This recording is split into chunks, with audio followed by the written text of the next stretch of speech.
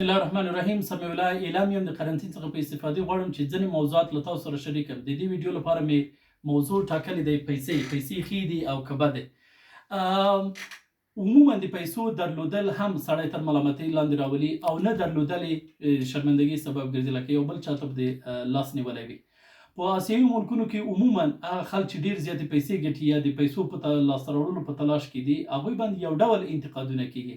مذهبي لحاظه هم خلک هغه کس ته چې د ډېرو زیاتو پیسو د ترلاسه کولو په تلاش کې وي په ښه سترګه نه ګوري. او په اجتماعي رسنیو کې تل یوه خبره کېږي چې پیسې چې دي خوشحالي نشي اخیستلی. money can't buy happiness. خو دغو ټولو شیانو ترڅنګ یو خبره که تاسو کله سوچ پرې کړی وي، هغه دا دی چې غریب ملکونو کې وګورئ خیانتونه ترسره کېږي، فسادونه دي، ملکونه خرڅېږي. ډېر تحصیل یافته خلک به مو لیدلي وي چې ډېرو کم ظرفو کم تعلیمو خلکو ته هغوی ټیټو پاس کېږي او ټوله هڅه دا وي چې څنګه موږ پیسې ترلاسه کړو او یا ډېرې پیسې ترلاسه کړو.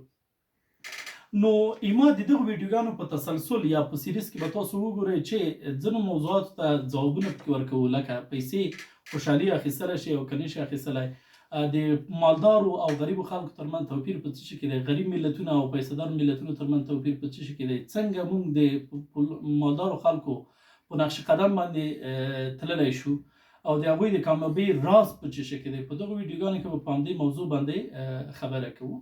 اوس لپاره همدغې پوښتنې ته ځواب ورکوو چې money can't buy happiness. پیسې چې دي خوشحالي نشي اخیستلی. صحیح دی، خوشحالي نشي اخیستلی، خو پیسو نه درلودل، که پیسې درلودل خوشحالي نشي اخیستلی، فراري خو اخیستلی شي، ښه کور خو اخیستلی شي، د زړه سرجري خو پرې کېدلی شي، خو خبره دا دی چې د پیسو نه درلودل څه شی اخیستلی شي. که پیسو درلودل یوازې خوشحالي نشي اخیستلی، نو د پیسو نه درلودل څه شی اخیستلی شي؟ ایا کله په دې باندې سوچ کړی دی؟ یعنې کله چې پیسې نه وي، لکه څه شی پرې اخیستلی شي؟ هیڅ شی نشي اخیستلی. خو د پیسو درلودل هغه موږ چې کمپاوند افیکټس ورته وایو، د هغې مجموعه د دې سبب کېږي چې خوشحالي رامنځته شي.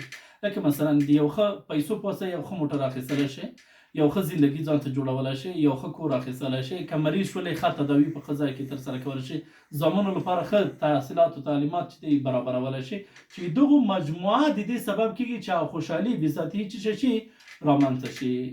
په دویمې ویډیو کې به د غریب او مالدار ترمنځ په فرق باندې خبرې کوو.